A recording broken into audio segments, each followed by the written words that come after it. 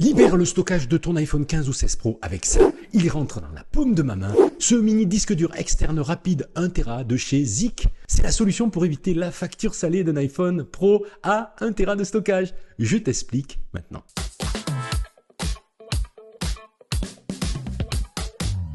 Salut à tous, c'est Giga Content, j'espère que vous allez bien, j'espère que tu vas bien. Si tu es nouveau sur ma chaîne, sois le bienvenu. C'est une question que vous me posez souvent dans les commentaires. Est-ce que 128 Go de stockage pour mon iPhone, ça suffit? 512 Go, c'est mieux, non? Bah oui, c'est mieux, mais c'est cher le stockage chez Apple. Je vous rappelle que pour un iPhone 16 Pro Max, pour passer de 256 Go à 1 Tera, c'est plus de 500 €, quand même.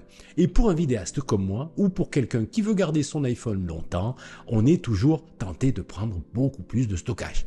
Avec cet accessoire, le mini disque dur externe SSD Zik, mon iPhone 16 Pro Max est enfin libéré. En tout cas, il va me permettre de dépasser les 1 Tera de stockage pour un budget maîtrisé. Je te mets le lien d'achat dans la description si le joujou t'intéresse, avec un code promo de moins 20% rien que pour toi. Si tu m'as installé, moi te montrer ce joujou avec un déballage rapide. Voici la boîte où il est écrit iPhone 15, mais ça marche aussi avec les iPhone 16 évidemment, les iPhones équipés d'un port USB type C, c'est dit.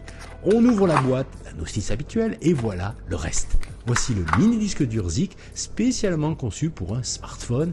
Il est composé d'un châssis en aluminium de quelques centimètres avec une connectique USB type C mâle pour le connecter à l'iPhone. Vous voyez, il rentre dans la paume de ma main, il est vraiment tout petit. Mais aussi vous avez une prise USB type C femelle à l'arrière pour pouvoir par exemple recharger son iPhone en utilisant l'accessoire. La partie noire centrale est un petit écran LCD. Ensuite, nous avons deux accessoires qui sont proposés, des rallonges en fait, coudées USB type C destinées aux créateurs de contenu. Je vous explique plus tard à quoi ça sert.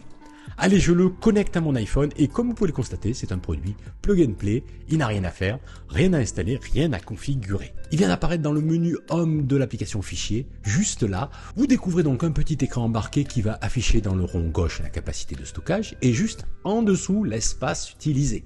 Au centre, cela affiche par exemple la vitesse de charge en watts ainsi que l'ampérage ou, selon votre utilisation, la vitesse de transfert de données quand vous utilisez le disque dur. Et enfin, à droite, on découvre la température de l'objet pour éviter les surchauffes occasionnelles. Les deux accessoires fournis sont en fait des câbles USB type C courbés et façonnés pour les créateurs de contenu comme moi. En effet, tu peux simplement connecter le disque des Zik comme ça, bien sûr, mais aussi comme ça, pour pouvoir par exemple filmer avec un rig une cage autour de l'iPhone en mode tournage. Il y a deux tailles pour correspondre à la taille d'écran de ton iPhone 15 ou de ton iPhone 16. Alors Giga, quoi ça sert et comment ça marche? Eh bien, je vois plusieurs façons de l'utiliser pour ma part. D'abord, faire une sauvegarde ou transférer des photos et vidéos sans passer par un abonnement iCloud. Pour par exemple vendre un iPhone sans avoir forcément un autre iPhone pour le transfert de données. Ou tout simplement pour pouvoir les archiver ailleurs que sur votre iPhone. Pour cela, je vais dans l'application photo, je sélectionne les médias qui m'intéressent, dans le bouton partage, je choisis exporter les originaux non modifiés et ensuite je choisis comme destination des Zik. Et c'est parti. Je vais par exemple réunir tous les plans tournés pendant le sevrage de mon petit bébé chat, elle s'appelle Loulou, et faire le montage d'une vidéo souvenir via mon MacBook. C'est surtout utile quand les fichiers sont lourds, car la méthode qui consiste à utiliser le partage de fichiers en AirDrop, ça c'est limite, surtout si on tourne en ProRes par exemple. Autre utilisation de ce mini SSD Zik, c'est le fait de pouvoir enregistrer directement des vidéos sur le SSD et donc ne pas saturer le stockage interne de son iPhone. Surtout quand on tourne ses vidéos en ProRes, le format Pro avec très peu de perte de qualité, c'est super qualitatif. Oui, mais les fichiers sont très lourds, 10 fois plus grands. Un tournage en ProRes peut tout simplement saturer ton iPhone 15 ou 16 Pro en 2 heures, carrément. Donc grâce au disque dur Zik, ton stockage interne est préservé.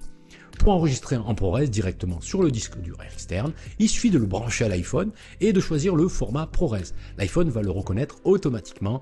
Tes fichiers seront donc enregistrés directement sur le Zik. Attention, pour l'instant, on ne peut pas enregistrer de la vidéo sur disque dur externe via l'application native de l'iPhone dans d'autres formats, en HD ou en 4K normal. Cela fonctionne uniquement quand l'option ProRes est activée. En tout cas, au moment où je fais cette vidéo, pour pouvoir faire ça, il suffit d'utiliser une application tierce en fait, une application comme Blackmagic Studio ou par exemple Protec. Ensuite, il faut se rendre dans les réglages de la dite application et choisir pour le stockage des rushs le disque des Zik. Et voilà, tu tournes sur disque dur avec l'iPhone. Attention tout de même, ce joli petit disque dur, il chauffe pas mal, c'est normal au vu de sa taille et du fait qu'il n'est pas ventilé. C'est pour l'instant le seul défaut que je trouve à cet accessoire hors du commun qui va me permettre de tourner mes vidéos sereinement avec mon iPhone. Voilà pour ce premier test du disque dur SSD spécial iPhone de la marque Zik. Si vous avez aimé, pense à mettre le pouce bleu et pense aussi à t'abonner. En attendant, vous retrouvez plein d'autres infos dans mes précédentes vidéos. La playlist apparaît juste ici. Prenez soin de vous, résistez à la nouveauté. À demain ou à plus tard. Salut!